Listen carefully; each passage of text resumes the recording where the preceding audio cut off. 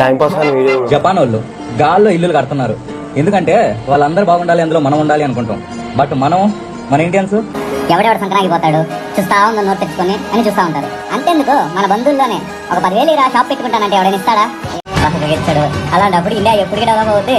ఎప్పటికీ కాదు. ఇండియా ఇది ఆల్వేస్ డెవలపింగ్ కంట్రీలోనే ఉంటుంది. కొద్దిగా మారండ్రా, ఎడ్యుకేటెడ్స్ అవ్వండి, నలుగురికి పనికి పనులు చేయండి, పనికి వాళ్ళ వాళ్ళు కాకుండా మనం మేళ కట్టచ్చు గాల్లో. చూస్తారు కదా, ఇప్పుడు ఎడ్యుకేట్ చేసే ఓవరాల్ ఇండియా అని మోడీ ప్రైమ్ మినిస్టర్ గారు అందరూ నేర్చుకోవాలన్నమాట, మోటివేట్ చేస్తున్నారు ఇండియాని డెవలప్ కావాలని. వీడు మాట్లాడితే పక్క దేశాలు తప్పించి మన దేశాన్ని పోగేది ఉండదు, ఏం బీకేది ఉండదు. 10 ఏళ్ళ మన దేశం ఎంత డెవలప్మెంట్ అయిందనేది తెలుసారా ఫస్ట్ నీకు కొంచెము. అందుకే చదువుకోవాలంటారు. మన దేశ ఎకనామీ 5th ప్లేస్ ఉందా. ఈవెన్ ఇప్పుడు నువ్వు చూపెట్టేదో ఫోటో చూపెట్టి అంటున్నావు, అది ఎరుపుకోల. ఫస్ట్ నువ్వు వీడియో చేసే ముందు అది రియల్ ఫేక్ తెలుసుకోరా భయ్. 3D మోడల్ హౌస్ కి రియల్ హౌస్ కి తేడా తెలియదు. వీడు మనం ఎడ్యుకేట్ చేస్తాం. ఈ గొర్రె ముఖముడు వీడు ఈ కండగడ్డకి గడ్డం పెట్టినట్టు వీని ఫేసు వీడు మనం ఎడ్యుకేట్ చేస్తే నేర్చుకోవాలి.